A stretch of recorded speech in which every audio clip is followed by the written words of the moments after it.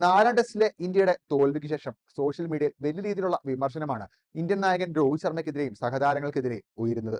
അതിൽ ഏറ്റവും പ്രധാനപ്പെട്ടത് ടീം കോമ്പിനേഷനുമായി ബന്ധപ്പെട്ട ചോദ്യമാണ്. കുറച്ച് നാളുകളായി മികച്ച ഫോമിൽ കളിക്കുന്ന ഗില്ലിനെ എന്തുകൊണ്ടാണ് നാലാം ടെസ്റ്റിനുള്ള ടീമിൽ നിന്ന് ഒഴിവാക്കിയത്? ഈ ചോദ്യം രോഹിത് ശർമ്മ നേരിട്ടിരുന്നു.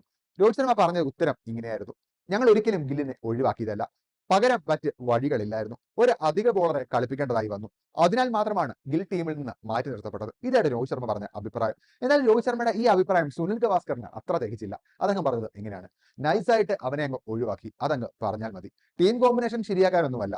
മൂന്നാം നമ്പറിൽ രാഹുൽ ബാറ്റ് ചെയ്യണം, ഓപ്പണറായി രോഹിത് ശർമ്മയ്ക്കും ഇറങ്ങണം, അധിക ബോളറെ കളിപ്പിക്കുകയും വേണം. ഇങ്ങനെ നോക്കി കഴിയുമ്പോൾ ഒഴിവാക്കാൻ പറ്റിയ ഒരേ ഒരാൾ ഗില്ലാണ്. അതുകൊണ്ട് അവനെ ഒഴിവാക്കി. അത് മാധ്യമപ്രവർത്തകർക്ക് മുമ്പിൽ തുറന്ന് സമ്മതിക്കാൻ പോലും രോഹിത്തിന് സാധിക്കുന്നില്ല. എന്തായാലും ടീം കോമ്പിനേഷൻ ഒഴിവാക്കാൻ വേണ്ടി ഗില്ലിനെ ഒഴിവാക്കിയത് ശരിയായില്ല.